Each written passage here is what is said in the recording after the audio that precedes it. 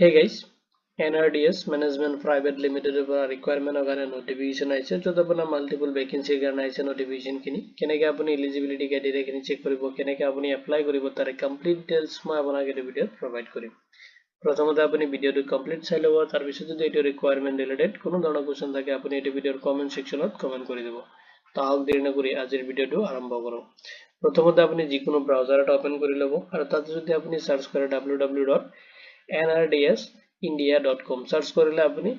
NRDS যেটো management private লিমিটেডৰ যেটো অফিচিয়েল ওয়েবসাইট আছে তাতে আপুনি ভিজিট কৰিব পাৰিব এতিয়া সব নোটিফিকেশনৰ যেটো ডিটেইলছ আছে এইখিনি ডিটেইলছ মই আপোনাক সিস্টেমেটিক প্ৰভাইড কৰিম নেক্সট আপোনাক প্ৰভাইড কৰিম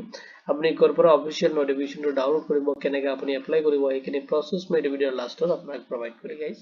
NRDS Management Private Limited Health Voluntary Requirement 2025 এর কারণে নোটিফিকেশন আইছে আর তার ডিটেইলস কিনি মই সিস্টেমেটিক আপোনাক এই ভিডিওত প্রভাইড কৰিম প্ৰথমতে ৰিকুৱাৰমেন্ট ওভাৰভিউ খিনি চাই লওক অৰ্গানাইজেচন নেম দি আছে NRDS Management Private Limited ৰ পৰা ৰিকুৱাৰমেন্ট আইছে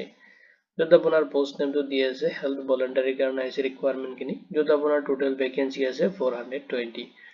জব লোকেশন দি আছে আসামত আপোনাৰ জব লোকেশন হ'ব আৰু যেটো আপোনাৰ মোড অফ এপ্লিকেশন আপুনি কেনেকৈ এপ্লাই কৰিব এপ্লাইটো আপুনি মেইলৰ থ্ৰু কৰিব লাগিব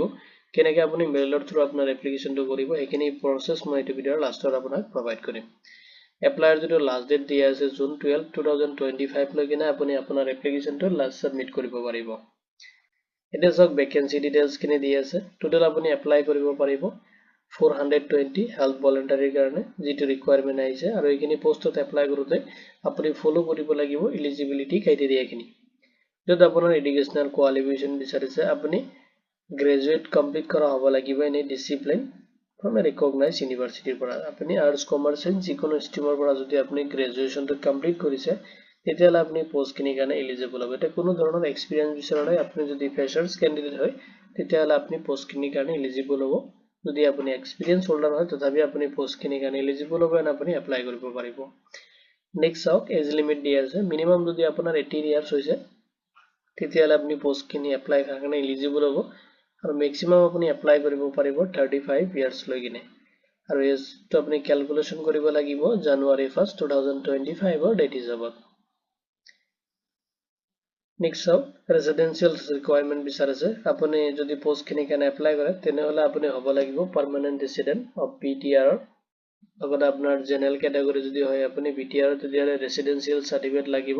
এন্ড লোকেল যেটো আপোনাৰ যাতে মিউনিসিপাল বোৰ্ড বা অফিস আছে তাৰ পৰা আপুনি লোকেল ৰেসিডেন্ট বুলি এটা সাৰ্টিফিকেট আপুনি তাৰ পৰা ৰিসিভ কৰিব লাগিব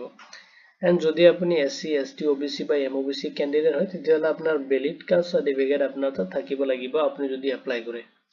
এটা সব যেটো সিলেকশন প্ৰসেস আছে প্ৰথমতে আপোনাক শৰ্টলিস্টেড কৰোৱা হ'ব তাৰ পিছত আপোনাক কল কৰা হ'ব এন্ড ৰিটেন এক্সাম আৰু অৰাল ইন্টাৰভিউ আপুনি ফেস কৰিব লাগিব যিকোনো এটা আপুনি ফেস কৰিব লাগিব এন্ড আপোনাৰ ফাইনাল সিলেকশন হ'ব আৰু ডকুমেন্টস ভেৰিফিকেশন হ'ব এটা সব কেনেকৈ আপুনি এপ্লাই কৰিব এপ্লাইটো আপুনি যেটোকে মেইলৰ থ্ৰু কৰিব লাগিব সেইকাৰণে প্ৰথমতে আপুনি ভালকৈ এটা ৰেজিউমে বা CV এটা বনাই ল'ব লগতে আপোনাৰ ৰিসেন্ট পাসপোৰ্ট সাইজ ফটোগ্ৰাফ লাগিব আপুনি এটাচ কৰিব লাগিব কিছুমান ডকুমেন্টস যদি আপোনাৰ এডুকেশনাল সাৰ্টিফিকেট এজ প্ৰুফ লাগিব যদি আপুনি ইউজ কৰিব পাৰে যদি আপোনাৰ বাৰ্থ সাৰ্টিফিকেট আছে বাৰ্থ সাৰ্টিফিকেট দিব নহলে আপোনাৰ ক্লাছ 10 ৰ যদি আপোনাৰ এডমিট কাৰ্ড আছে আপুনি এটো যে বাৰ্থ প্ৰুফ হিচাপত আপুনি ইউজ কৰিব পাৰিব ৰেসিডেন্সিয়েল সাৰ্টিফিকেট লাগিব